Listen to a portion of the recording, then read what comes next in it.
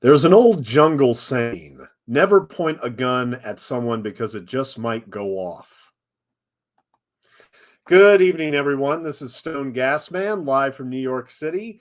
And tonight we are going to be doing an audio commentary for the 1996 superhero movie, The Phantom, directed by Simon Wincer and starring Billy Zane and Kristy Swanson and Catherine Zeta-Jones and Treat Williams.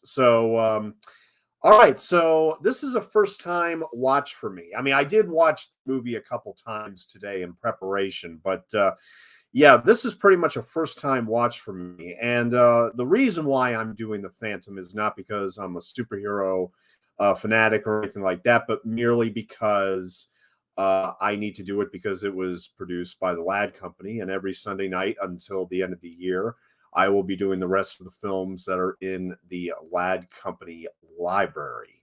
And so The Phantom is one of them. Interestingly enough, there was never a movie that came from the Lad Company that was a horror film. As a matter of fact, I mean, we had a couple of sci-fi films with Outland and Blade Runner. And in the 90s, when Alan Ladd Jr. Brought the Lad Company back into the spotlight, he gave us, the Brady Bunch movie and a very Brady sequel, and also Braveheart.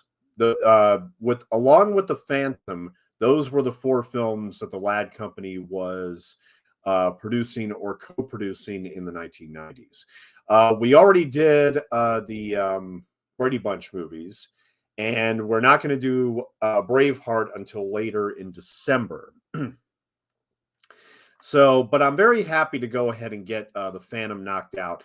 The main thing with The Phantom is that even though I was a junior in high school when this movie came out, or actually I just finished my junior year in high school when The Phantom came out, I never saw it. There were other films that I went to see. In fact, this came out the same day as The Rock, which was a huge action hit. Of course, I saw The Rock over The Phantom. I mean, if I was much younger, I probably would have seen The Phantom because, of course, it had a PG rating and everything. But to be perfectly honest, I just kind of dismissed it without prejudice, because I had no idea what it was. And I saw the posters that said like Slam Evil. And I'm like, what? I really had no idea. And what I've come to discover is that The Phantom is actually internationally known. He's known much more well known in Europe than he is Europe and Australia than he is in the United States. And part of the reason for that is that King Features Syndicate, who started the Phantom comic strip in the 30s, they never gave it to American newspapers. So guess what? I mean, it became an international sensation everywhere else but the United States. And look, when I grew up, I don't remember the Phantom comic strip anywhere in our local papers. I don't remember it at all. I don't remember seeing a single Phantom comic strip. So when this came out, I had no idea. Well, I didn't even know what an intellectual property was, let alone know what the Phantom was, of all things. I knew what the Phantom of the Opera was. I knew other things regarding phantoms, like the Phantom of the Toll Booth, the Phantom Toll Booth, excuse me. But yeah, I never saw this. And would I have liked it at the time?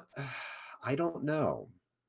But at any rate, why don't we go ahead and get started here, because I'm eager to knock this out. And I don't expect a large turnout tonight, but whoever does come in, I'll give you an update on the time stamp and everything.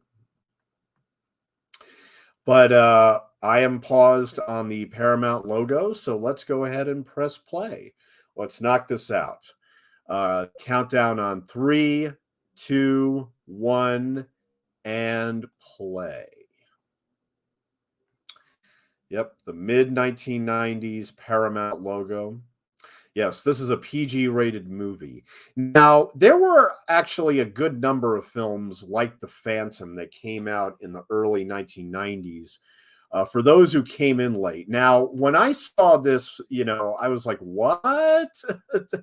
And this opening, I really don't like it at all. So I'm just going to talk over it real quick. Because, I mean, on one hand, when I first saw this movie, I found it incomprehensible.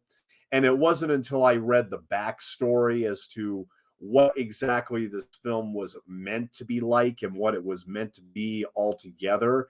It's just kind of like, okay, I was able to enjoy it a little bit more on a second viewing, but not nearly enough to where I want to buy the Blu-ray or get the fan edit called the Phantom Strikes exclamation point. We'll talk about that later, but anyway, so this was part of a trend in the 1990s of bringing back these old-fashioned comic strip or superhero characters, along with like the Shadow and like the Rocketeer. A lot of them had this period setting and everything. Yeah, I'm not crazy about this title and this opening at all. And it really took, I mean, I'll be perfectly honest with you guys. Benguela Jungle, 1938. Okay. But from what I understand, the time period is extremely appropriate. But the thing is, when I first started watching The Phantom the first time to prepare for this commentary, I struggled with it. And what I mean by that is that I struggled to get what this movie's tone was supposed to be. I struggled with the humor, which I couldn't tell if it was intentional or unintentional. I struggled with the performances. I struggled with every aspect of this movie. I struggled with. There are things that I like and there are things that I appreciate, but there are also things that I just was like, what? Like I said, I mean, the first time I watched this, it was incomprehensible on a certain level. I was trying to make sense of Billy Zane riding a white horse in a purple suit. Okay, I was just trying to make sense as to what the appeal to that is. And people complain about the white horse from Rob Zombie's Halloween 2, but come on.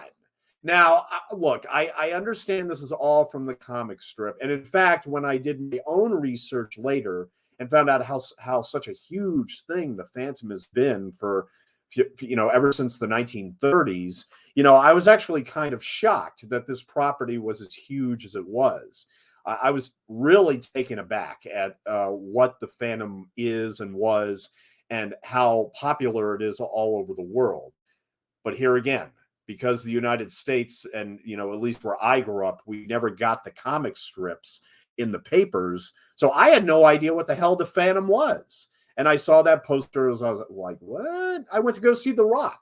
The Rock came out on the same day. I went to go see The Rock. I mean, what can I say? I wanted something that was guaranteed. And this just looked a little too, I don't want to say juvenile, but look, I was a junior in high school. And I saw this as like basically like a kid's superhero type thing. And like I said, just dismissed it. Absolutely dismissed it. Watching it now, with all the knowledge that I have about most of the production and also all the intentions on the part of the filmmakers, I have an appreciation for this movie, but at the same time, if you think I'm ever going to see the Phantom again after this commentary, it's not going to happen. But I have to say, because the thing is that it's not that I dislike the Phantom, the movie, in any way. It's just that I feel like I've seen variations on this type of thing so many times before that it just feels like recycled material at this point. And it's sort of like approaching John Carter after you've seen Star Wars. Oh, so this is where a lot of this stuff originated from. But here again, I did not grow up reading the comic strip. In fact, I didn't read much comics, to be perfectly honest. But when I started watching like fan videos and like noticed how much the Phantom is loved all over the world, just not really much in the United States, I realized, oh, so this is a hell of a lot bigger than I ever would have thought. In fact, I would have thought this was a dated property now that just doesn't get much attention. But no, the comic strip for the Phantom is now, it's been going on to this very day. I mean, it started out in the mid 1930s and it's still going, which is extraordinary. And I'm going to have a lot to say about our star of the Phantom, Billy Zane, when he makes his appearance, but because there's a lot of Billy Zane in this movie. Uh, so we have a lot to talk about when it comes to Billy Zane, but let's talk about the comic first. So the comic strip was first published by Lee Falk in February of 1936. And Lee Falk was born in 1911. He died in 1999 at the age of 87. To the day he died, he was working on the Phantom comic strip. He also created the comic strip Mandrake the Magician, which predated the Phantom. And at the height of their popularity, these strips attracted over 100 million readers every day. Falk also wrote short stories and contributed to a series of paperback novels about the Phantom. He was also a playwright and a theatrical director and producer, and he directed such actors as Marlon Brando, Charlton Heston, Paul Newman, Chico Marx, and Ethel Waters. He had a fascination with stage magicians ever since he was a boy. According to his own recollections, sketched the first few Mandrake the Magician comic strips himself. When asked why the magician looked so much like himself, he replied, "Well, of course he did. I was alone in a room with a mirror when I drew him." Oh, yeah. Yeah, makes sense. The Phantom was inspired by Falk's fascination for myths and legends, such as the ones about El Cid, King Arthur, Nordic and Greek folklore heroes, and popular fictional characters like Tarzan and Mogwai from Rudyard Kipling's The Jungle Book. He was fascinated by the Thuggee of India, the cult that was in Indiana Jones and the Temple of Doom, and also Gunga Din, which is where the screenwriters were inspired from, which is a great action film from the 1930s. Hence based his first Phantom comic on the Singh Brotherhood. Falk originally considered the idea of calling his character the Gray Ghost. We'll talk more about that later. But finally decided that he preferred the Phantom. Falk revealed in an interview that Robin Hood, who is often depicted as wearing tights, inspired the skin-tight costume of the Phantom, which is known to have influenced the entire superhero industry. In the A&E Network's Phantom biography program, Falk explained that ancient Greek stone busts inspired the notion of pupils of the eyes of the Phantom not showing whenever he wore his mask. The old Greek busts had no eye pupils, which Falk gave them an inhuman, interesting look. Falk's next large passion after cartooning was the theater and stage plays. During his lifetime, Falk ran 5 theaters at one time or another, and he produced 300 plays and also directed about 100 of them.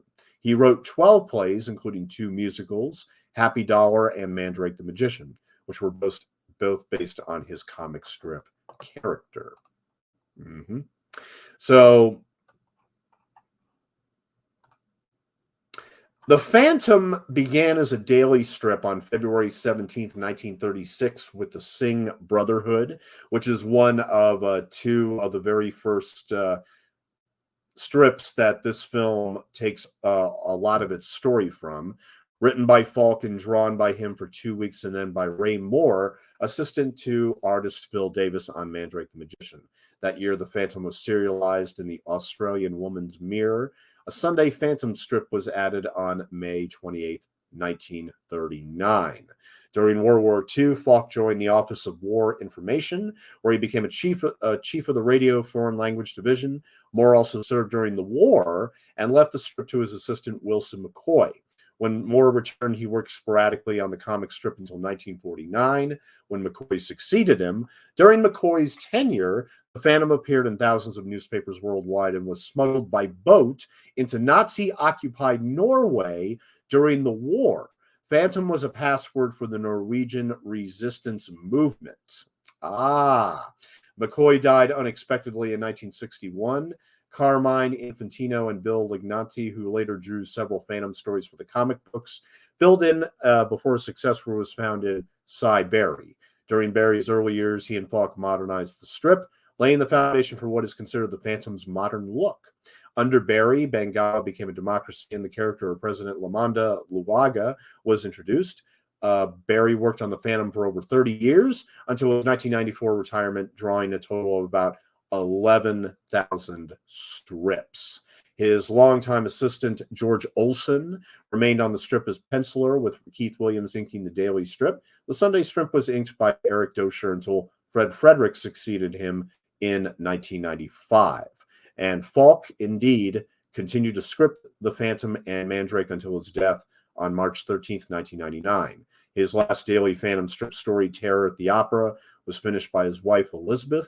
After Falk's death, King Features cooperated with European comic publisher Egmont, publisher of the Swedish Phantom magazine, which changed from publishing Phantom stories in comic book format to providing the newspaper strip as well, by adapting their own Phantom comic book stories into strip format. Phantom and writers Tony DePaul and Claes Murphy alternated as writers of the New York newspaper strip after Falk died, with DePaul handing the daily strips and Murphy the Sunday ones. DePaul would later become the strip's sole writer. Some stories were adapted from those originally published in Fortimen. Okay, and basically the one that's the gentleman that's running the strip, the Phantom strip right now, is Jeff Weigel, after he took over from Terry Beatty in 2017. Yes. So The Phantom has been published by a number of publishers in the United States. During the 40s, the strips were reprinted in Ace Comics, published by David McKay Publications. Harvey Comics published The Phantom during the 50s. In 1962, Gold Key Comics took over, followed by King Comics in 66 and Charlton in 69. By 1977, a total of 73 issues were published. Principal Phantom artists during this period were Bill Lignante, Don Newton, Jim Aparo, and Pat Boyette. In 1943, Columbia Pictures released the 15-episode serial The Phantom, starring Tom Tyler as the Phantom and Gene Bates as Diana Palmer. DC Comics published a Phantom comic book from 1988 to 1990. The initial May-August 1988 miniseries was written by Peter David, penciled by Joe Orlando, and inked by Dennis Janke. A subsequent series, written by Mark Verheiden and drawn by Luke McDonnell, ran for 13 issues from March of 89 to March 1990. In the series, the Phantom fought racism, toxic dumping, hunger, and modern-day piracy. According to Verheiden, the series ended as much because of licensing issues as falling sales. In the final panels of issue 13, the Phantom marries Diana. In 1987, Marvel Comics published a 4-issue miniseries written by Stan Lee and based on the Defenders of the Earth television series. Another 3-issue Marvel miniseries, The Phantom, The Ghost Who Walks, followed, which was written and drawn by David DeVries and Gled Lumsden. It featured the 22nd Phantom with an updated high-tech costume. So apparently up until this movie, there have been 21 Phantoms. Billy Zane is the 21st Phantom.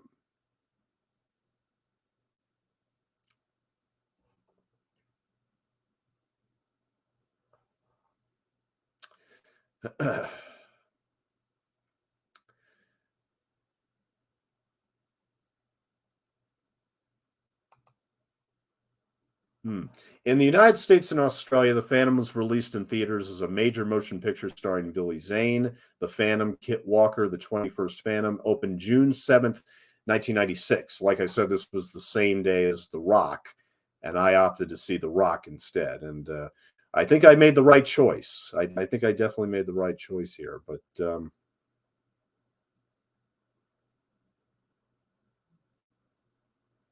yeah, see, they just mentioned The Ghost Who Walks, which is that was also prominent on the poster with Billy Zane. And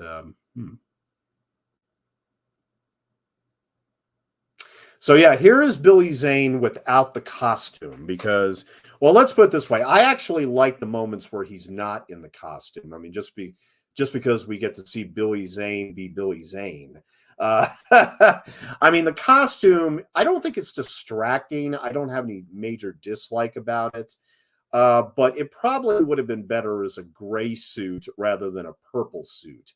I think the purple suit was a mistake, and they should have went a bit more darker with it. But most people know Billy Zane from Titanic. He, of course, played the fiance to Kate Winslet's character, and he was like this, rich asshole who basically wasn't going to give her an ounce of freedom after they were going to get married, and probably was going to have affairs. The typical horrible rich playboy. That just feels like he can do whatever he wants and get away with whatever he wants. But he was kind of a one-dimensional character. But I don't blame that on Zane. I blame that on James Cameron, the director, because a lot of those characters in Titanic were one-dimensional, aside from the leads, to a certain extent. But I've liked Billy Zane in other things, primarily Back to the Future. Even though he doesn't have much of a role in Back to the Future, but hey, it's still great to see him in those movies very early on in his career. In fact, I may be wrong, but is Back to the Future, is that Billy Zane's first movie? Could that in fact be Billy Zane's first movie? I think it might be.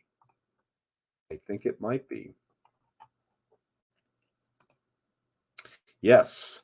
He made his film debut as Match O'Malley in Back to the Future, alongside his co-stars Casey Siemaszko as 3D, who also has a role in this movie. And I wouldn't be surprised if Billy Zane decided to give his old buddy Casey a phone call and say, "Hey, I think there's a part you can have it in the new picture I'm doing. I'm headlining." And Casey Siemaszko, he hasn't been seen since like the 80s and everything. But he does give him a role in this movie, and as Morgan, that's his character name.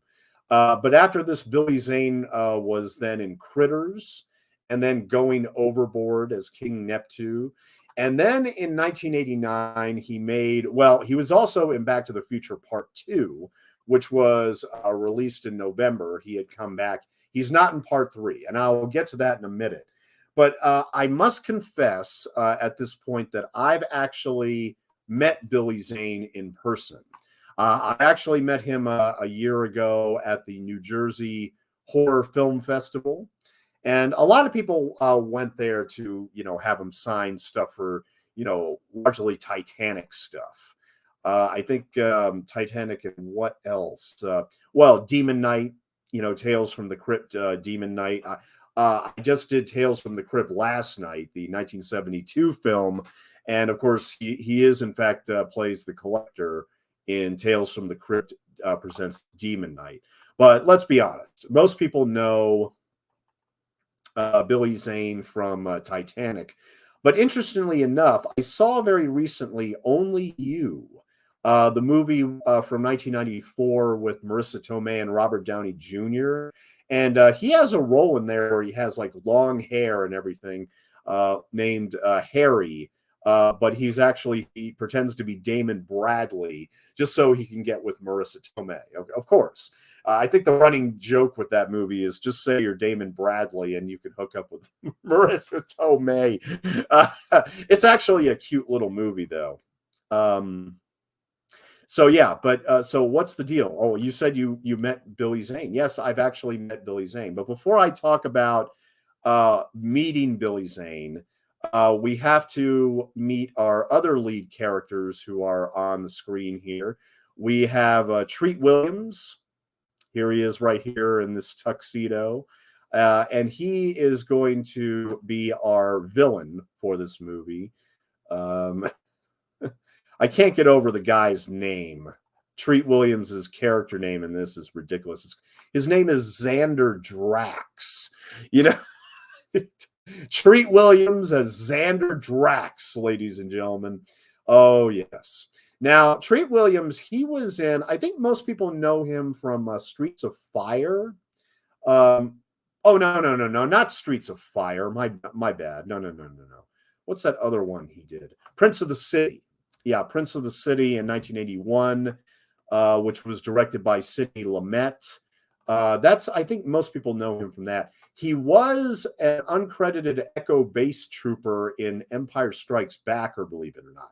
Yes, the villain of the Phantom actually was an Echo base trooper in Empire, but he was probably covered with a mask, for all we know. His very first movie was Deadly Heroes in 1975, which was a neo-noir with Don Murray and James Earl Jones. Okay, now, yeah, that connection, just clicked for me. He was also in Marathon Man with Dustin Hoffman. He had an uncredited bit there. The Eagle Has Landed, Hair, where it was nominated for Golden Globe of the New Star of the Year. Why Would I Lie? The Pursuit of D.B. Cooper, which, although I'm fascinated by the mystery of D.B. Cooper, I've heard nothing but negative things about that movie. He was also in Once Upon a Time in America, which was another Lad Company movie. And yes, we will be doing the commentary on that later in the year.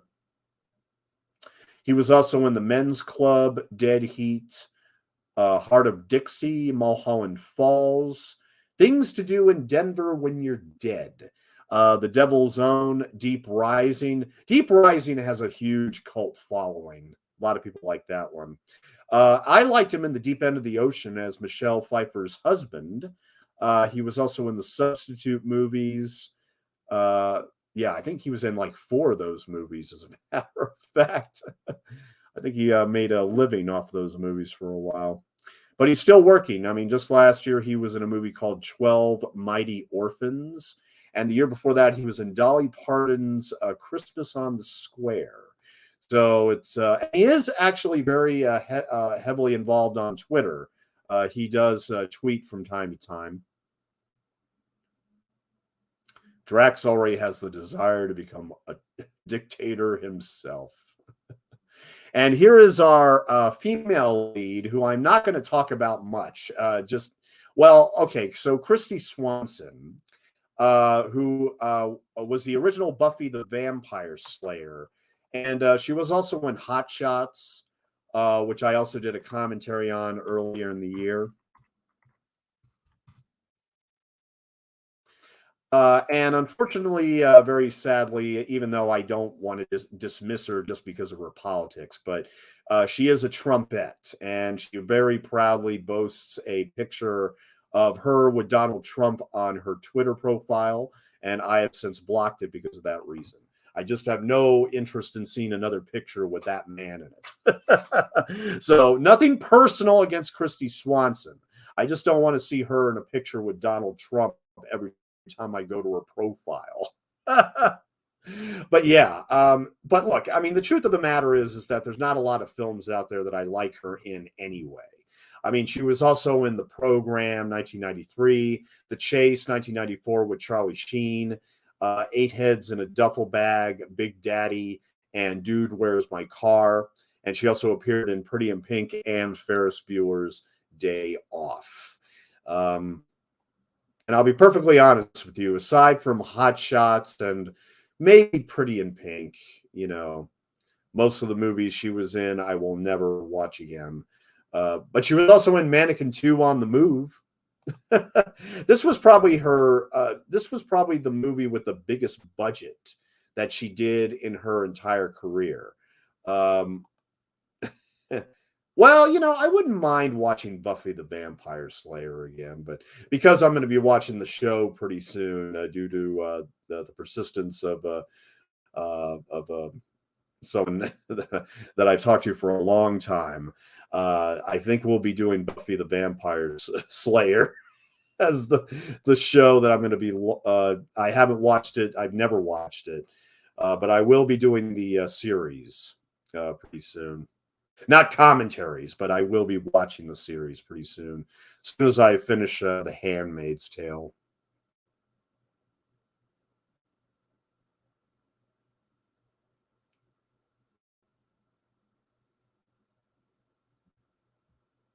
And look, I like Treat Williams in other films, but I just think that the script here just lets him down.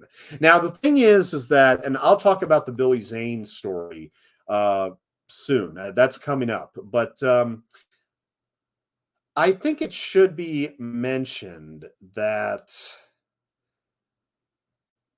So here again, I passed on this film when it originally came out in 1996, and I don't really regret that. And even though I don't plan on ever really returning to this property ever again, there were things about this movie that I liked. Now, it should be mentioned that the script was originally developed by Joe Dante, the director Joe Dante, and also Jeffrey Boehm, who also wrote Indiana Jones and the Last Crusade. And he also wrote Inner Space, which was directed by Joe Dante. Inner Space is actually favorite of mine from the 80s, and I have it on Blu-ray. I've listened to the commentary many, many times. And Jeffrey Boehm actually even appears in the film in a cameo role. But originally, this movie was supposed to have a lot more of a zany, very spoofy spirit, almost an affectionate parody of sorts of the original Phantom, sort of like what the 60s series did for Batman at that time, where, everything would be all brightly colored and there would be a lot of, goofy gags and satire and everything. So I try to imagine what the Phantom would have been like if it had been directed by Joe Dante and written by Jeffrey Boehm, and it starred Bruce Campbell. Because it's very true that Bruce Campbell was absolutely in consideration for the role of the Phantom.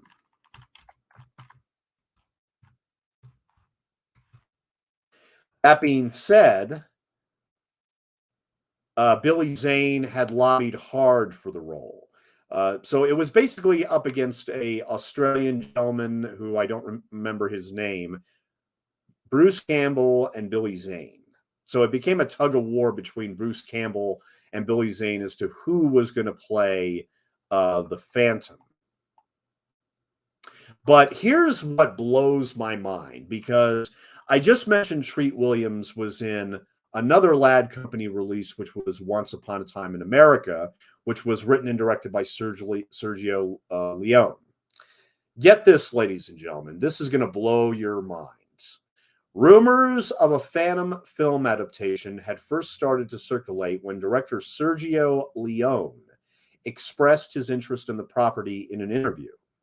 Leone had started to write a script and scout locations for his proposed film version of The Phantom, which he planned to be followed by an adaptation of Lee Falk's other comic strip hero, Mandrake the Magician. The second project was never finalized. So yeah, Sergio Leone, after Once Upon a Time in America, wanted to do The Phantom. I'm trying to wrap my brain around that, but evidently that's the truth. Then Joe Dante was originally attached to direct a Phantom film for Paramount Pictures in the early 1990s, and he developed a draft of the script together with Jeffrey Boehm. Dante and Boehm's script was originally tongue-in-cheek in tone, and the climax included a winged demon. When Paramount pushed the film back a year, Dante left for other commitments and eventually ended up being credited as one of the executive producers. Joe Dante said, and I quote, I developed the script with the late Jeff Boehm, who wrote Inner Space, as a kind of spoof. We were a few weeks away from shooting in Australia when the plug was pulled over the budget and the presence of a winged demon at the climax. A year or so later, it was put back into production, sans demon, only nobody seemed to notice it was written to be funny. So it was disastrously played straight. Many unintentional funny moments were cut after a raucous test screening, and I foolishly refused money to take my name off of the picture. So I'm credited as one of a zillion producers. Then who was given the option to direct but Joel Schumacher, who at this time had yet to take the offer from Warner Brothers to direct Batman Forever and Batman and Robin. Now, can you consider Joel Schumacher directing this film and putting like nipples on the Phantom's purple suit? Yeah, that's what I thought. Doesn't sound like a good idea. Now, the job was eventually given to Simon Wincer, who had been a fan of the character since childhood. When he traveled to Los Angeles to meet with Paramount executives, he discovered that they intended to release the film in July of '96. It was originally intended to be filmed in Hawaii, and the production schedule would go over budget by $10 million. Wincer decided to film it in New York City, Thailand, and his native Australia, reducing the budget by $12 million as a result. Wincer then cast Billy Zane, who had won praise for his work as a psychopath in Dead Calm. Now, let's stop right there, because this is where my Billy Zane story comes in, and I'm glad that he's back on screen here. I met Billy Zane at the New Jersey Film Festival, a horror film festival, a couple years ago. It was a convention and a film festival in one. And I managed to have him sign both my DVD and Blu-ray copy of Dead Calm. Now, to be perfectly honest, I'm not exactly sure what the hell he wrote up here because I was just busy asking him questions about Dead Calm and the ending. But that is, in fact, Billy Zane's signature right there. And there's the Blu-ray. There's my name, Stone. And then Billy Zane. He on both the Blu-ray and the DVD, he decided to put hearts on there. I'm not exactly sure what the deal was, but like I said, I just have him sign both the Blu-ray and the DVD, and then I asked him about A Dead Calm, specifically the ending and how he felt about Warner Brothers tampering with the ending and knowing that he probably would have wanted a sequel out of that. Well, so yeah, I knew him from Dead Calm, and I met him. He was super nice when I met him, absolutely. And then when I mentioned when he was finishing up the signatures, I mentioned, you know what? I really wish that you would have been in Back to the Future 3 as well. And he just looked up and he said, I really wish that too. Yeah, I was like, why wasn't he in there? I mean, sure, he could have been the relatives, he could have been part of Griff's gang. I mean, I don't get to this day why they decided to recast the entire gang as opposed to just, Thomas F. Wilson as Biff or Mad Dog Tannen. Why not make Biff's gang Mad Dog Tannen's gang? I don't know. But I always wish he was in part 3, and I'm glad he mentioned that too. It's like he can never get a break when it comes to sequels, doesn't it? he can't get a break. He wasn't in Back to the Future 3. He wasn't in a Phantom sequel because this movie bombed. And what I mean by bombed, the Phantom had a $45 million budget. It made only $17 million domestically. It made $17 million domestically, and it made another $7 million internationally. Now, part of that reason is because even though the Phantom is much more popular and recognizable, internationally, the problem is that because the Phantom had performed so poorly in the United States, Paramount just decided to release a direct-to-video in many of the other countries where there was definitely an audience for it. So it makes no sense why Paramount decided to do that, but they basically just panicked. And of course, they had no idea how far the fan base for the Phantom actually reached, because I think they were just only concerned about domestic numbers. Excuse me.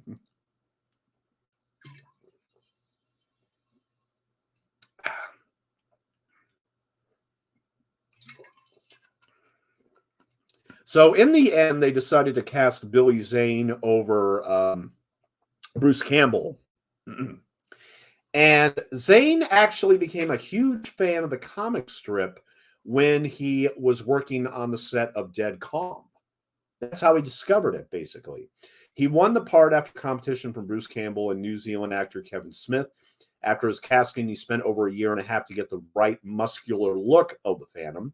He also studied the character's body language in comic strip artwork, carefully imitating it in his performance. So look, Billy Zane did his homework. You can't deny that Billy Zane did his homework, and he was probably, as good a choice for the Phantom as anybody. I kind of wish I had seen Bruce Campbell in this part, directed by Joe Dante. I will not get over that. I will not get over that. Wish I could have seen a Phantom movie with that credential.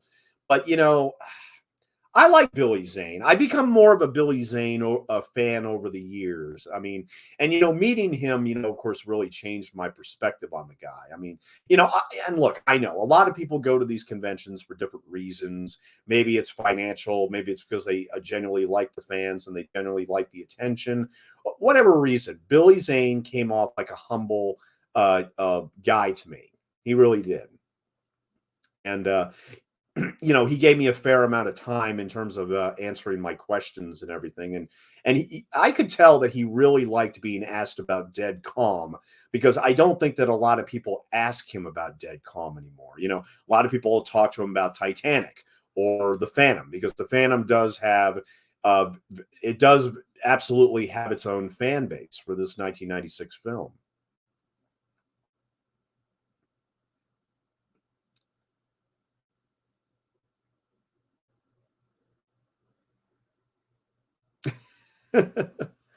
Now, okay, so now, and yeah, he has this wolf as well. I do like the moment where he says to the guy, if he moves, he can eat you or whatever. Yeah, like here again, the movie unfortunately did not grab me on the first viewing, and even on the second viewing, when I realized what the who the players were behind the scenes and what the intentions were, it comes off rather flat. But here again, I was not a Phantom fan going into this. And unfortunately, I'm not going to be a Phantom fan coming out of it. It's just the way it is. It's nothing really in particular or personal at all with anybody that worked on this film. Like I said, I like Billy Zane, and I think he made a perfectly fine Phantom.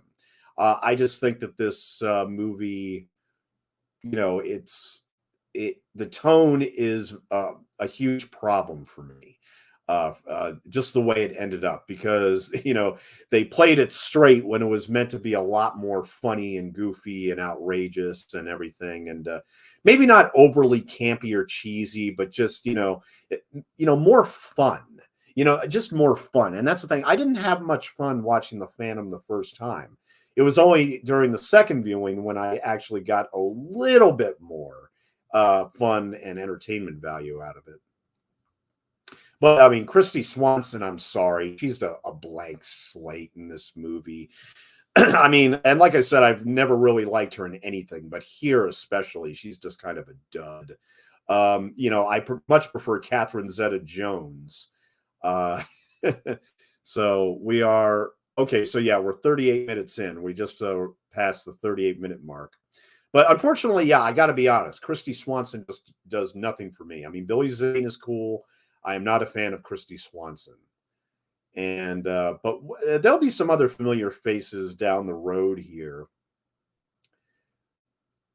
Now, for those of you who are fans of Phantom and want to go the extra mile, I was glad to watch the Midnight's Edge retrospective right before doing this commentary. I'm a huge fan of theirs. I mean, they're up to date on like movie news and everything. And the owner of the outfit, Andre, who lives in Norway, obviously the Phantom was huge where he was, and he grew up loving it as a child and everything. And he said he has grown to appreciate this movie more and more over the years. He kind of got a little whiplash watching it initially because he hated the opening and he hated the whole thing with the skulls. And yet at the same time, there were a lot of things that he thought that the movie makers got right when it came to being faithful to the strip as well as the character of the Phantom. Billy Zane did his homework, and yeah, I mean Simon Wincer, who directed the Phantom, obviously I think his love shines through, sort of like with Rob Zombie's The Munsters and everything. And yet this movie is hurt by some atrocious special effects, particularly at the end. You know, I mean, aside from Billy Zane and Catherine Zeta-Jones, I didn't really care much for any other actor or character in this movie. And here again, I felt like I've just seen this a lot of times before. And of course, this is supposed to be a homage to the 1930s serials in many ways too, just like Raiders of the Lost Ark and Indiana Jones was. In fact, Simon Wincer was, obviously heavily inspired by the Indiana Jones films, almost as much, if not as much as the Phantom itself.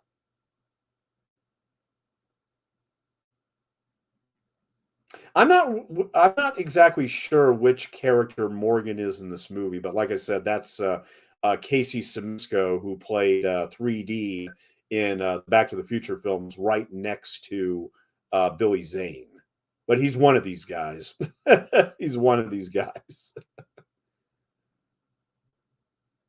Now, I would like to ask women out there: would you love to jump on a white horse with a guy in a purple spandex suit and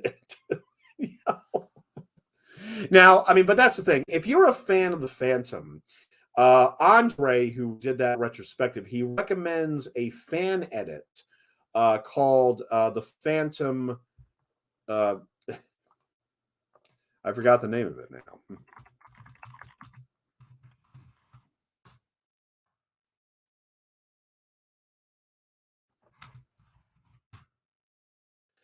The Phantom Strikes. And the thing about the Phantom Strikes, which I mean, obviously the way it works is that you need a legal copy of the movie before you can download the fan edit.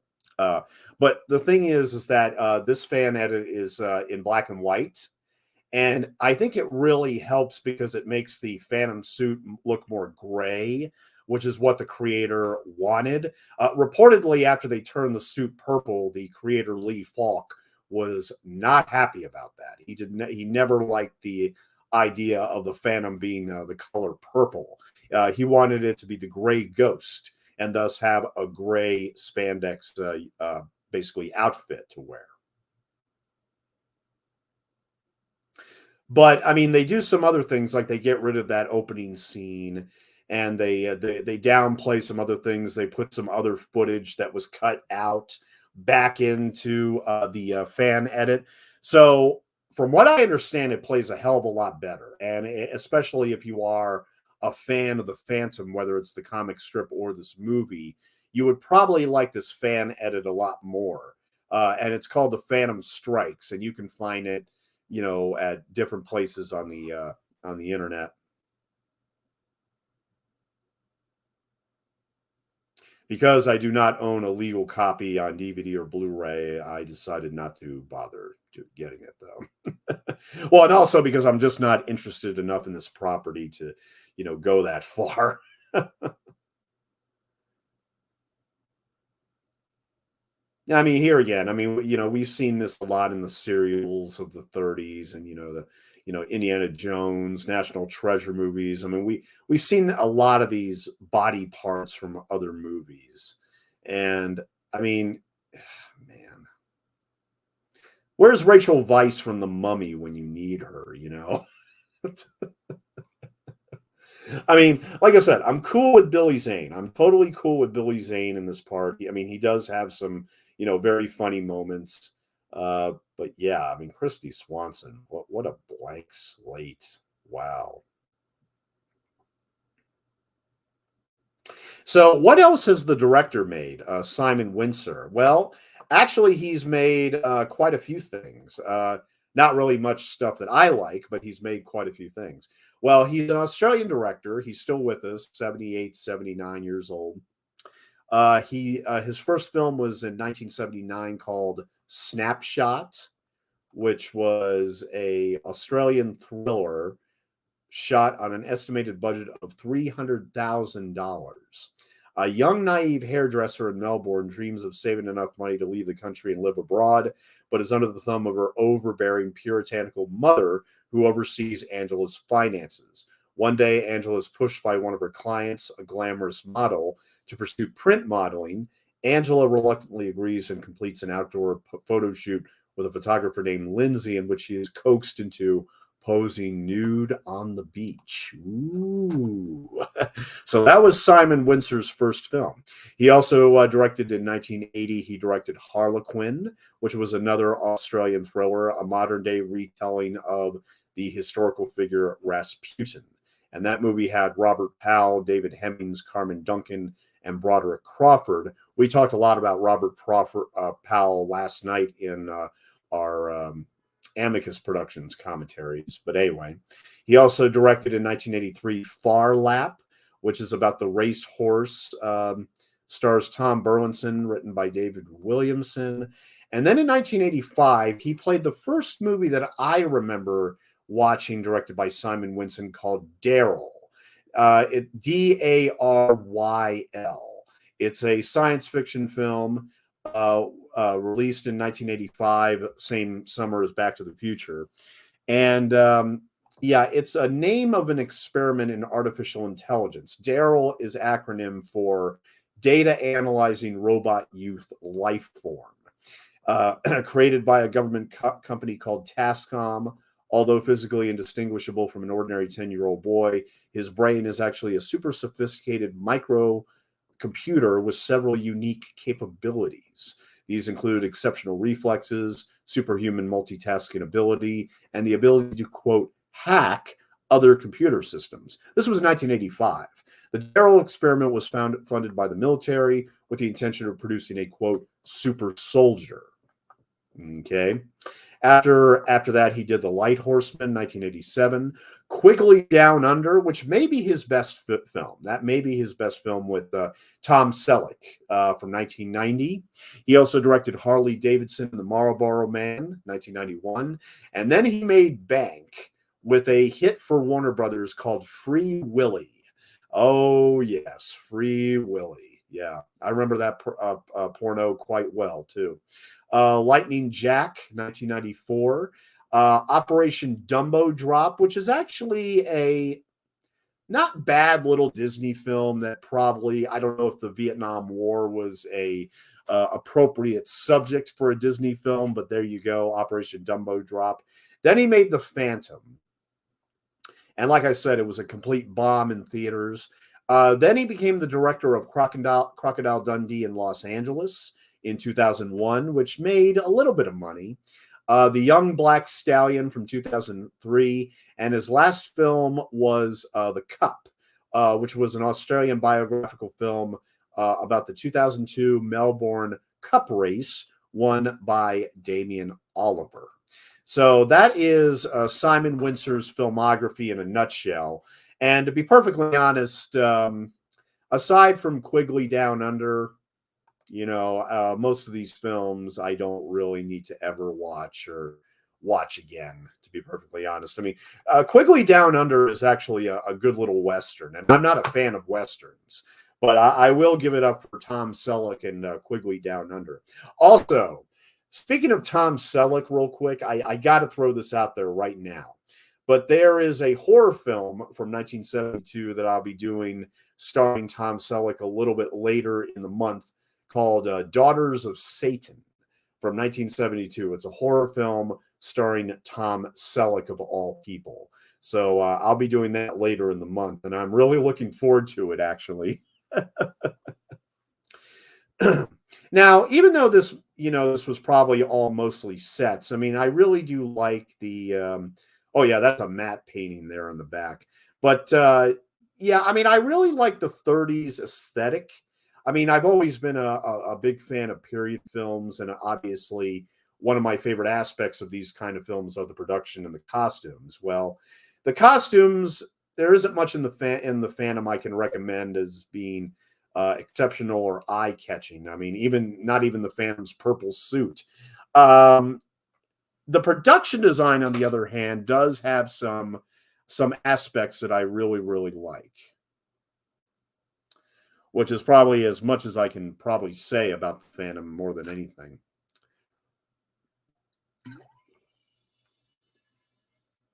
Yeah, Treat Williams wants these skulls. Yeah, so he can have unlimited power. Yeah, like who doesn't? I mean, I like Treat Williams, but he's just isn't much of a villain. He isn't much of a villain here. And like I said, I don't think it helps that, they decided to play the script completely straight when it was meant to be more of a spoof. But yet there is some funny moments that actually come through from time to time. Maybe unintentional, but there are still funny moments. Oh, there's Catherine Zeta-Jones. Now, I'm glad I did not see The Phantom and I saw The Mask of Zorro, which was my first experience with Catherine Zeta-Jones. I think for a lot of people, that was their first experience with yeah. She's married to Michael Douglas now. Very, very lucky man, if I say so myself. And she's also an Academy Award winner for Chicago, based on the play by Bob Fosse, based on the musical. But she's a Welsh actress known for her versatility. She's the recipient of various accolades. In 2010, she was appointed Commander of the Order of the British Empire for her film and humanitarian work. And she did a number of films in the 1990s. Hmm.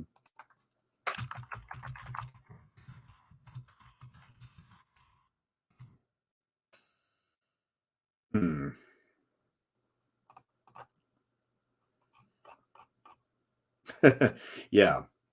So yeah, in 1990, she made her film debut in Les 1000 Nights. I think that's a French film, to be perfectly honest. The first big production that she was in, however, was in Christopher Columbus: The Discovery, also with Tom Selleck. He played King Ferdinand. In that, it's probably one of the worst films of the 90s, one of the absolute worst films of the 90s. It is a overblown spectacle mess. And worst of all, it tries to humanize Columbus rather than depict him as the barbarian that he really was. But he doesn't deserve any credit in history, if you ask me. But anyway, so she was also in a television series called The Darling Buds of May, and also a movie called Splitting Heirs with Rick Moranis, which I'm sure my parents rented at some point. I don't think I ever watched it. She played Catherine the Great in a TV movie, and she also played Titanic in a 1996 miniseries. So that's right. Before Billy Zane was in Titanic, Catherine Zeta-Jones did a television miniseries of Titanic, where she played Isabella Paradine. And if you ask me, I think she was the star of that movie. I think she was actually, Peter Gallagher is the lead, along with George C. Scott as the captain. But yeah, Catherine Zeta-Jones is top billed. Absolutely top billed in that Titanic miniseries. Then after that, she was in The Mask of Zorro. And I'm telling you, that sequence where she is sword fighting Antonio Banderas as Zorro, one of my favorite trivia bits in all film history. That scene where Antonio Banderas and Catherine Zeta-Jones are fighting each other, they both admitted to sexual arousal during that entire sequence. Both of them admitted to that, which is amazing. After that, she was in the movie Entrapment with Sean Connery. Forgettable. I didn't care for it. She was also in the 1999 remake of The Haunting, which I never watched, and that's supposed to be terrible, as a matter of fact. She was also in High Fidelity, Traffic, America's Sweethearts. She won the Oscar for Chicago. Then she did Sinbad, Legend of the Seven Seas, Intolerable Cruelty. I never saw that one either. She was in Ocean's 12, No Reservations. That I did see. I did see No Reservations. Playing for Keeps, Rock of Ages, TV series now. She's in like Queen America, Feud, where she played Olivia de Havilland, believe it or not. Wednesday, where she's playing Morticia Adams. That's in post-production right now. But yeah, she's going to be playing Morticia Adams in the upcoming Wednesday series. And she's also post-production on National Treasure Edge of History television series. So yeah, she's doing a lot of television work now, but Yeah, but she's going to be Morticia Adams next. That's going to be very, very interesting. Very interesting. Well, like I said, she's been married to Michael Douglas for a good many years now. I mean, at least 20, maybe 30 at this point. And he's like 84 now. But 1939 New York. Yeah. I mean, here again, I mean, these were obviously all like on the back lot of a studio, but I still think it works well enough for 1930s. This was a $45 million production. I mean, and you could see the money on the screen at times. Other times it just feels a little too cheap, like with the special effects at the end. Oh, Kristy Swanson changed her hair color. I didn't even notice. Sort of like doing a little Fantastic Four here. Anyway. But anyway, we are officially 56 minutes. We are 56 minutes into The Phantom, and we have approximately 44 minutes left to go. This is not a long movie. I mean, this is only 100 minutes. I mean, and that's another thing, is that it doesn't overstay its welcome. It does know when to keep it short. But at the same time, do I think it's worth sitting through the 100 minutes a third time? Not really. Here again, if you're a fan of the comic strip, if you're a fan of the comic strip and the fan of the character, you should get a hell of a lot more out of this than I do. So, Drax, what's with the bag?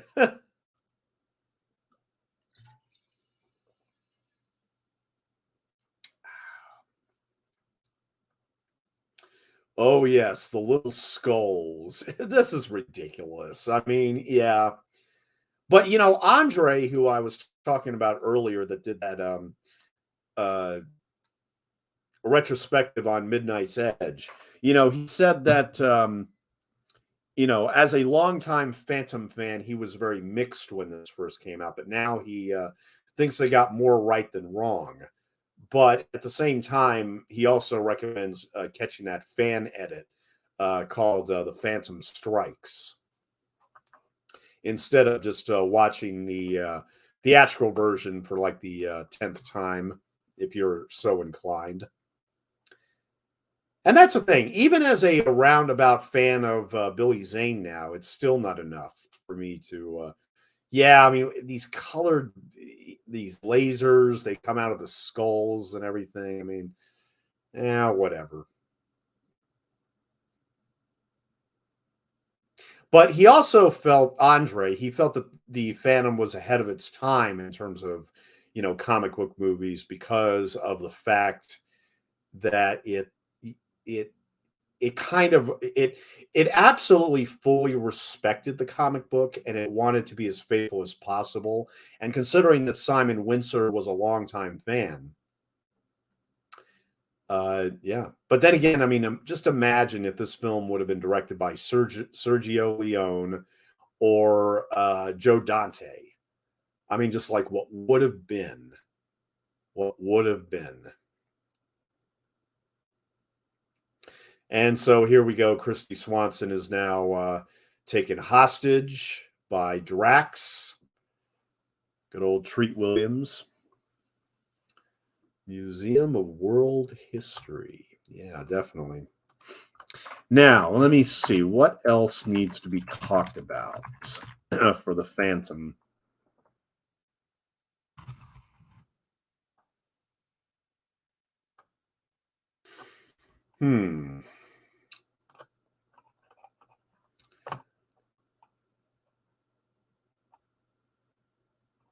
All right. Filming began October 3rd, 1995 in Los Angeles at Greystone Park. For the exterior of the Palmer's English-style manor, the mansion of Playboy magazine's Hugh Hefner, a longtime fan of the Phantom. Here we go again. The Los Angeles Zoo in Griffith Park doubled for New York City's Central Park Zoo, the setting for a chase sequence. Shooting continued on Hollywood studio backlot streets that recreated the 1938 version of New York City. Over 50 vintage cars were used on the streets, and 400 extras costumed in authentic period clothing were employed. In October, the production traveled to Thailand for 7 weeks of filming there, with the country doubling as the Phantom's fictional home country, Bengala. Action scenes such as the Phantom saving a boy from a collapsing rope bridge were filmed there. Production designer Paul Peters changed a deserted warehouse in the town Krabi into a large soundstage where the Phantom's Skull Cave abode was erected, including his chronicle chamber, vault, and radio and treasure rooms. In December, the crew traveled to Australia, where production occupied 8 sound stages at the Village Roadshow Studios in Brisbane, Queensland. At stage 5, the Singa Pirates Cave was constructed, constituting the largest interior setting ever built in the country. The New York offices of Xander Drax were constructed on stage 6. Filming in Queensland also took the production to the Brisbane City Hall, where the interior lobby was redirected to resemble a New York museum, where Kit Walker finds one of the 3 skulls of Taganda. Manor Apartment Hotel in Brisbane was used as a stand for a New York skyscraper. On the final day of shooting, the production relocated to Los Angeles, California, to complete a scene that would ultimately end up deleting from the final cut of the film, where the Phantom wrestles a lion. Now here he just pats a lion on its back when he says, "Good boy, good boy." Many scenes developing the romance between the Phantom, Kit Walker, and Diana Palmer were cut in order to make the film more fast-paced. An action scene featuring the Phantom fighting a snake was also cut. A scene with the Phantom and his horse, Hero, rearing in the sunset was cut out of the film, but shown at the end of the 1996 A&E documentary, The Phantom Comic Strip Crusader. The film features several elements from Lee Falk's first 2 Phantom stories from the 1936 daily newspaper strips, The Singh Brotherhood and The Sky Band. Several of the characters in the film derive from these stories. Kabai Singh, played by Kari Hayako Tagawa, leader of the Singh Brotherhood. The name of the Brotherhood was changed to Singh in the film to avoid offending people named Singh. Sala, played by Catherine Zeta-Jones, leader of the Sky Band, a group of female air pirates. And Jimmy Wells, John Tenney, a wealthy playboy. The more realistic plots of Falk's original stories were dropped in favor of an adventure tale that featured the supernatural skulls of Taganda. Falk's story, The Belt, where the Phantom fights the killer of his father, was also a major influence on the story, but the name of the murderer is changed from Rama to Quill, and the 20th Phantom, played by Patrick McGoohan, is portrayed as a much older man in the film than in the comic strip. Yeah, we haven't seen Patrick McGoohan yet. But he was in another Lad Company film a year before this. He was actually in the Academy Award-winning Braveheart, which won Best Picture. Yeah, there were 4 films that Alan Ladd Jr. was associated with in the 1990s. 2 of them were the Brady Bunch movies, and the other 2 were The Phantom and Braveheart. Yep. And of course, Patrick McGoohan played the evil king in Braveheart. And like I said, I'll be doing that later on in either late November or early December. I haven't decided yet. But yeah, my Braveheart commentary is coming. It is definitely going to be coming. She's our Phantom insurance. Yeah, I thought when I first saw that moment, I was like, well, you know, they should have had the Phantom like sell like Geico or Nationwide or something, you know, have it direct an insurance company. You can depend on the Phantom to protect your insurance. Like I said, it's not even the color of the suit that, you know, turns me off when it comes to the Phantom. I just think this is all a bit too bland, you know, story-wise and character-wise. There's just not enough here for me to get actually even more involved in this intellectual property, which here again, I have nothing but respect for. I have nothing but respect for the fans of the Phantom, both the comic strip and this movie. It didn't do much for me. It just didn't do much for me. And then, unfortunately, this is going to end up on my lower half of Lad Company films when I ultimately do a ranking for them.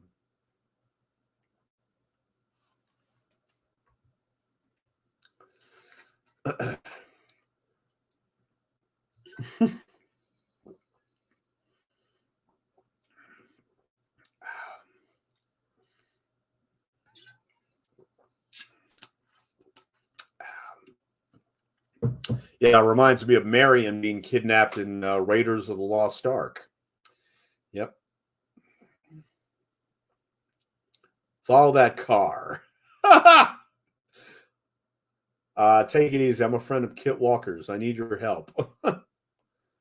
Yeah, Billy Zane has a smile throughout most of the movie, which I think is pretty infectious. But oh, Paramount Pictures, You and Me, George Raft and Sylvia Sidney. Yeah, I wanted to talk about that. On the theater marquee, they had that movie. It's a film from 1938, so they got the time that they got the year right. I mean, they wanted to get a film from 1938, and they did. It was distributed by Paramount Pictures. It is an American crime film noir directed by Fritz Lang and starring Sylvia Sidney and George Raft. George Raft had done films like the original Scarface and Some Like It Hot. And Sylvia Sidney, I think most modern day audiences will recognize her from Beetlejuice. She played the woman who was, I forget her character name, but yeah, she played Juno. She played Juno, and she won the Saturn Award for Best Supporting Actress. But actually, her last movie was Tim Burton's Mars Attacks. Yeah, definitely. But You and Me, where Sylvia Sidney and George Raft, they play a pair of criminals on parole and working in a department store full of similar cases. Harry Carey's character routinely hires ex-convicts to staff the store. The film was written by Norman Krasna and Virginia Van Up. But alas, like The Phantom, it was a box office flop. Fritz Lang said, it was, I think, deservedly my first real flop. Among Lang's most unjustly neglected Hollywood pictures, according to Jonathan Rosenbaum, not an unqualified success by any means, but interesting, imaginative, and genuinely strange. But Fritz Lang later called it a lousy picture. Filmnik said it had flopped, and Raft may as well have done it with Krasna. But it had songs, and yeah, it wasn't much of a movie, but they put it into The Phantom, which I'm sure those who were associated with that 1938 film were highly appreciative of that. My other big issue with The Phantom is just the action scenes aren't very exciting. They just are not very exciting at all. The comedy works a little bit better than the action, which is kind of ironic because the comedy is mostly unintentional anyway, when it was supposed to be intentional. But all the actors just played it completely straight. He's probably dead by now. What is wrong with you? Why are you so mean?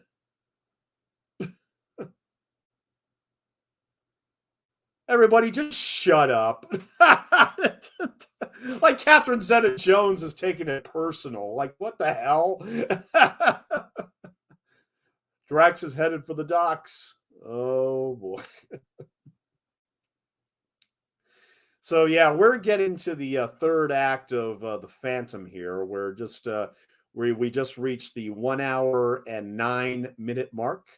1 hour and 9 minutes. We got about 31 minutes left to go in The Phantom.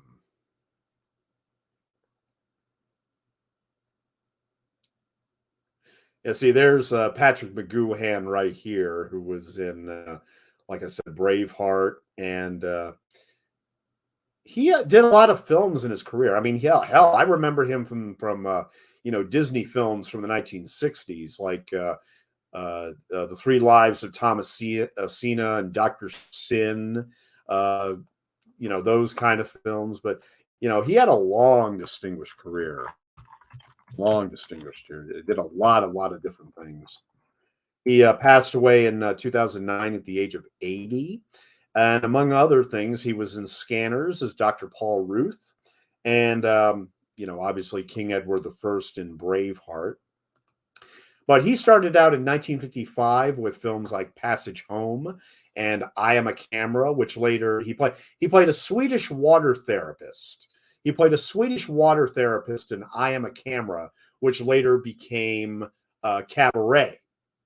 Hell Drivers, The Gypsy and the Gentleman, All Night Long, Life for Ruth, Dr. Sin, alias the Scarecrow. That's the other Disney film I was going to mention. Silver Streak, the 1976 comedy chase thriller with Gene Wilder and Richard Pryor. Man in the Iron Mask, he played Fouquet, 1977. Escape from Alcatraz with Clint Eastwood. Braveheart, The Phantom, A Time to Kill, Hysteria, and his last film was the voice of Billy Bones in 2002's Treasure Planet. Yeah. Now, what other actors do I still need to mention? There's still a few others that I need to mention here real quick. In the character of Lily Palmer, who is Kristy Swanson's mother, I forgot to mention that is Samantha Eggar, who is, of course, a retired British-American actress. She rose to fame for her performance in the 1965 film The Collector, directed by William Wilder, which earned a Golden Globe, Cannes Film Festival Award, and an Academy Award for Best Actress. She later appeared as Emma Fairfax in Dr. Dolittle and the American drama The Molly Maguires. In the earlier 1970s, Eggar moved to the United States and Canada, where she later starred in several horror films, including The Dead Are Alive, 1972, The Uncanny, and The Brood, directed by David Cronenberg. The Dead Are Alive, that is a 1972 Giallo film. Well, I'm not going to be doing it this month, unfortunately, but wait a minute. Okay, so this movie, The Dead Are Alive, it's a Giallo with Samantha Eggar. Two young people looking for a place to make love are brutally murdered in an Etruscan tomb, which had recently been violated by a group of archaeologists led by Professor Porter. The corpses are positioned so as to indicate they were murdered as sacrifices to the Etruscan death god Tchucha. Several other murders occur, focusing on members of the archaeology team and friends of Professor Porter's. The victims have their heads bashed. Oh, wow. Just wow. In the character of Quill, we got James Remar, who is still with us. He is 68 years old. He was in The Warriors, 48 Hours, The Cotton Club, Miracle on 34th Street, Richard Wright in Sex and the City, and Harry Morgan, the father of the title character Dexter. Since 2009, he has done voiceover work in ads for Lexus luxury cars. Reamer studied acting at the Neighborhood Playhouse Theater in New York City. More recent roles include Frank Gordon in Gotham, and from 2018 to 2021, Peter Gamby in Black Lightning. Yep. Let's see who else. I think that's pretty much it of the people that I recognize. Yeah, usually. Well, actually, just for the great Kabai Seng, for the great Kabai Seng, I will talk about Kari Hiroyuki Tagawa, Japanese-born American actor, film producer, and martial artist. Often cast as villains, he is known for his film roles in The Last Emperor, the James Bond film License to Kill, American Me, Rising Sun, Snow Falling on Cedars, Pearl Harbor, Planet of the Apes, Memoirs of a Geisha, Tekken, 47 Ronin, Tekken 2, Kazuya's Revenge, and Kubo and the Two Strings. He starred as Trade Minister Nobusuke Tagomi on the Amazon Prime television series The Man in the High Castle, and Hiroki Watanabe on the Netflix series Lost in Space. And that looks like the last thing that he did, although he is known for his role as the evil sorcerer Shang Tsung in various works of the Mortal Kombat franchise. He first played the character in the 1995 film adaptation and reprised it in 2013 for the television series Mortal Kombat Legacy. and in 2019 for the video game Mortal Kombat 11. Okay, so I think that pretty much covers all the actors.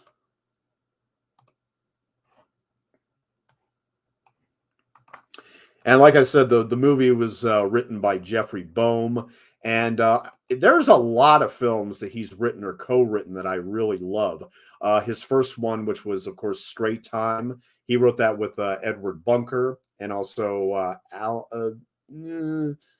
Alvin Sargent. Yeah, he wrote that with Alvin Sargent and Edward Bunker. He also wrote The Dead Zone for director David Cronenberg, Inner Space, The Lost Boys, which he wrote with Janice Fisher and James Jeremias, Funny Farm with Chevy Chase, Indiana Jones and the Last Crusade. He also wrote Lethal Weapon 2, co-wrote Lethal Weapon 3, and the Witches of Eastwick for television. The Adventures of Briscoe County Jr., which of course had Bruce Campbell, and Tales from the Crypt, episode number 61, Creep Course. And The Phantom was his very last movie as a writer and as a producer, because he sadly died at the age of 53 on January 24th, 2000. So sadly, The Phantom was the last film in his resume.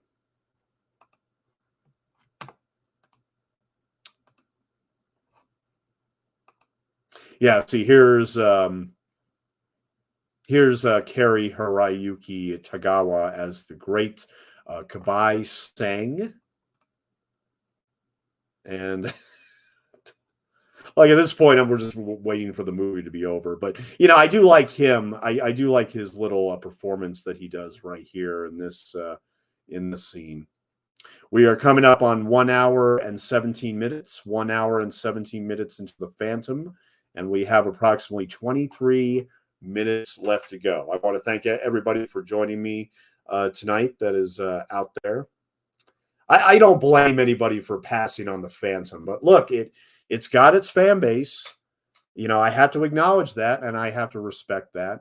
And like I said, I'm glad I ultimately did The Phantom for this Lad Company commentary series, because I wouldn't have done it under any other circumstances.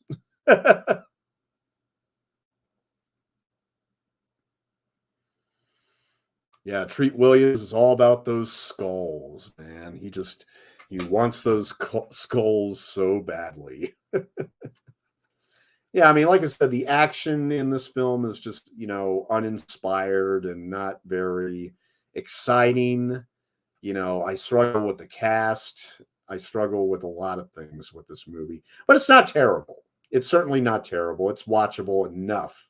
Like I said, I think that really this film should be recommended only for diehard fans of the comic strip or any of the animated shows that have cropped up, within the IP as well. You don't have the fourth skull. There is no fourth skull. It controls the power of the other three skulls. Oh, okay. And your meaningless New York lives. Here again, just there are drops of that Jeffrey Boehm, Joe Dante script that I think leaked into the film. But it's like, I mean, they all say this dialogue so straight and so seriously that it's hard to have fun, especially when it's meant to be all about fun. I mean, Dick Tracy, I think, did a much better job with a similar type of 1930s comic strip. And I never saw The Phantom with Alec Baldwin. I saw The Rocketeer in the theaters, but I haven't seen it since. And something tells me, maybe I'd be wrong, but I mean, something tells me that if I were going to rewatch any of these movies, that The Rocketeer would be the best of the bunch. But yeah. Oh, that was quite the dive, wasn't it?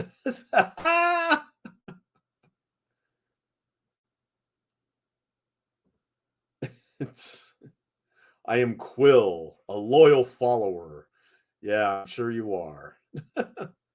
I once killed the Phantom. Well, which number Phantom? Because there's been 21 Phantoms, you know?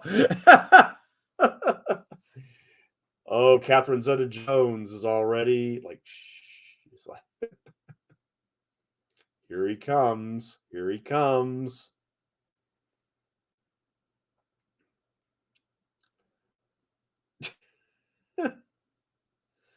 Yeah, Catherine Zeta-Jones in all black just isn't enough either. It just is not enough. Even though this is going to go down as one of the weaker Lad Company films for me, look, I'm still really in shock as to how big the Phantom franchise and IP really is. And, here again, nothing but love and respect to the fans, but unfortunately, this 1996 movie just didn't do much. It didn't do much for me. And it just doesn't help when, the director hasn't really directed much else aside from Free Willy. And, you would think with the writer who also co produced this, he's written a number of good films. You would think he would have gotten, something out of it too. But no, this is all very generic stuff in terms of action and conflict and, you know, all very generic. But hey, Billy Zane, he did his training. He did his training for a whole year in preparation for this role. He studied the character, he studied the comic strip, and he was actually a fan because of he was working on Dead Calm of all films to become a fan of the Phantom comic strip. He became a fan on the set of Dead Calm. Yeah, sorry, Kristy, but you're not believable at all trying to kick other people's asses. Oh, that I think is Casey Simisco right there. Maybe I'm wrong. I don't know. But decent cast is just they're let down by the script, basically. They're very let down by the script. This is all just very, very generic. I wish I was watching Army of Darkness right about now. Now that is fun. That movie is fun, even when it's almost totally ridiculous. This is just eh. Well, they would just have him jump off the thing, and like no blood, very artificial, very hammy. Maybe not hammy, but just lacking everything that would make like Indiana Jones successful. This is just very second rate, second nature. It feels like a movie made by the second unit.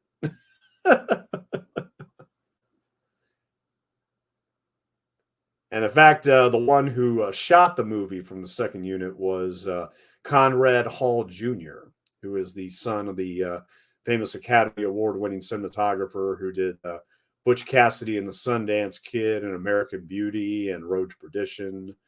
Yeah. In fact, he won the Oscar for Road to Perdition posthumously. Take them to your grave, Cable Singh. Yeah, whatever. It's not very exciting. It's just not. I wonder how many times they did that take of Kristy Swanson throwing Catherine Zeta-Jones a sword. Yeah. Yeah. I don't really consider this, I mean, like Police Academy 2, I don't really consider this a primary Lad Company film. I mean, like I said, they were just co-producers. And the famous Lad Company tree logo, which is on my sweatshirt right here, that's not at the end of the film. They were at the ends of both the Brady Bunch films, but it's not at the end of the Phantom, unfortunately. I don't think it's at the end of Braveheart either, but I'll check when I watch it again. Now, Braveheart, I did see in the theater. I saw that in the theater a year before, the Phantom came out. That's a weird thing. I saw Brady Bunch movie and Braveheart in the theater, but I did not see either Very Brady sequel or Phantom, which were both the 96 releases. Didn't see either of them. And like I said, there's only two movies from the 2000s that the Lad Company did, and they were An Unfinished Life with Robert Redford and Morgan Freeman and Jennifer Lopez. And their last film was, of course, Gone Baby Gone, directed by Ben Affleck. So that will be a first time. Well, actually, both of those will be a first time watches for me when we eventually get there. Now, next Sunday night, we are not going to be doing a Lad Company movie. We are going to be doing Lady Sings the Blues, starring Diana Ross and Billy D. Williams, about the famous jazz singer from the 1930s. And then the week after that, on October 23rd, we will be doing our next Lad Company commentary for The Right Stuff. This was one that I intended to do before I had to get a new TV. But now that I do have a new TV, I can finally watch The Right Stuff in all its Blu-ray glory. Yep. In fact, I have it right here, ready to go. This will be Sunday, October 23rd. And then on October 30th, I will be doing two commentaries of films produced by Alan Ladd Jr. in the 1970s, including Deathline, directed by Gary Sherman. The alternate title for this is Raw Meat.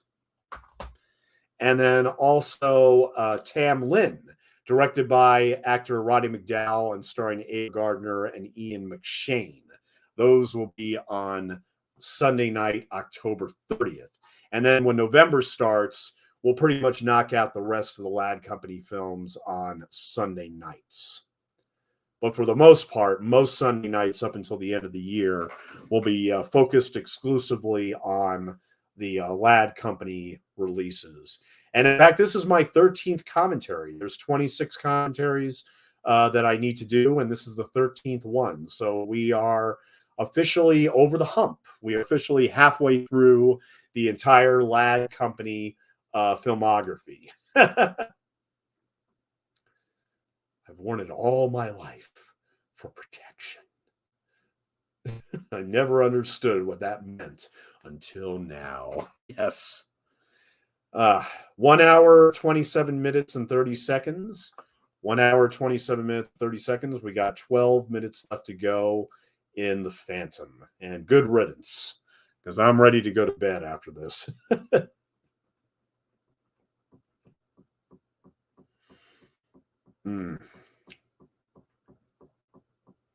He's straining. He's straining under the weight of his skull laser. Come on, Phantom. Slam evil. Slam evil now. Oh, God. Those effects are atrocious, aren't they? Yeah, this ending is particularly let down by the atrocious special effects. It's like they ran out of money and like they were trying to do whatever they can to just finish the movie at this point. So we got some pretty we got some cool explosions here, but wait until just wait. We haven't seen the worst of the effects yet. Oh, God.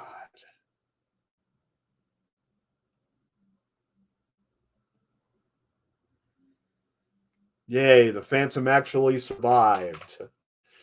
Billy Zane, Phantom number 21, survived his adventure. Yes, indeed. And, of course, the two women survived. Kristy Swanson and Billy Zane and Captain Zeta-Jones. And they're just looking at the volcano about to be blown up by some hideous effects. Yeah, pretty sad. Pretty sad. It all began 400 years ago when a small boy saw his father savagely murdered by pirates.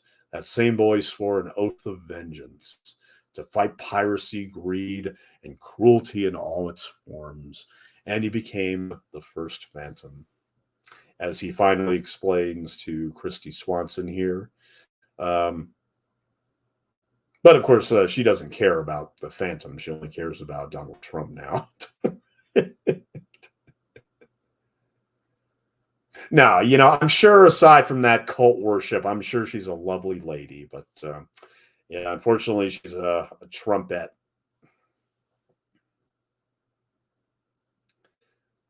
Also, if you want to get the Phantom on Blu-ray, I mean, there's absolutely no extras whatsoever. Visually and audibly speaking, I mean, Paramount, I guess, did a decent enough job with the Blu-ray, but there's absolutely no bonus features whatsoever. And that's what I'm saying is that the way Paramount treated this film after its theatrical release domestically was a bit harsh and, shall we say, very disrespectful. And I think it deserved a lot more respect than that. It probably would have made its money back at the very least had they released it in all the other countries they intended to, which had Phantom audiences in. But Paramount completely ignored them. Just released a direct to video. So look, bravo to Billy Zane. Like I said, a perfectly likable Phantom. Just the rest of the movie is it's kind of a slog. It's kind of a slog. It's kind of a mess. Kind of unmemorable, barely watchable, and it doesn't have much beyond. It's beyond the basic superhero formula. Roger Ebert really loved it, though. I mean, he gave it three stars and a half, but I agree a lot more with Leonard Maltin, who only gave it 2 stars and said that, hey, this could have been a lot better. It could have been so much better. Here again, Sergio Leone or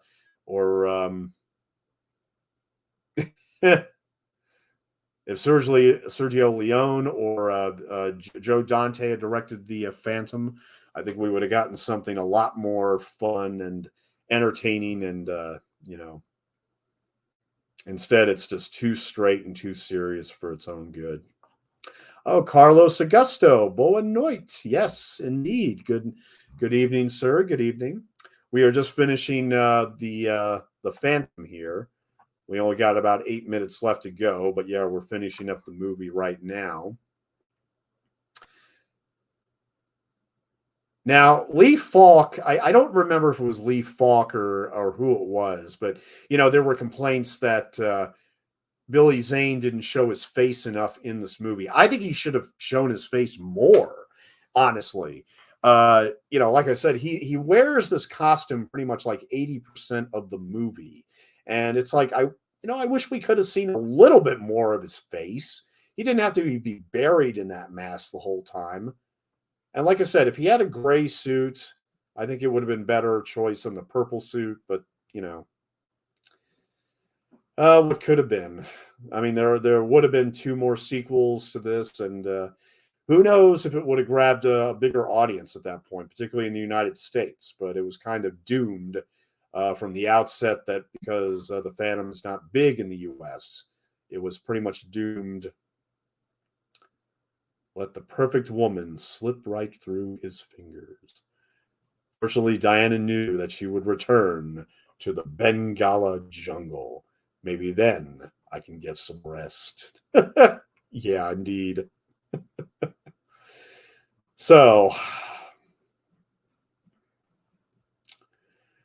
and that is the ending to Simon Wincer's The Phantom. Here again, I mean, not a great movie. I think fans will get a lot more out of this based on the Phantom characters created by Lee Falk, produced by Robert Evans. Yeah, I'm not a big fan of Robert Evans either, and Alan Ladd Jr.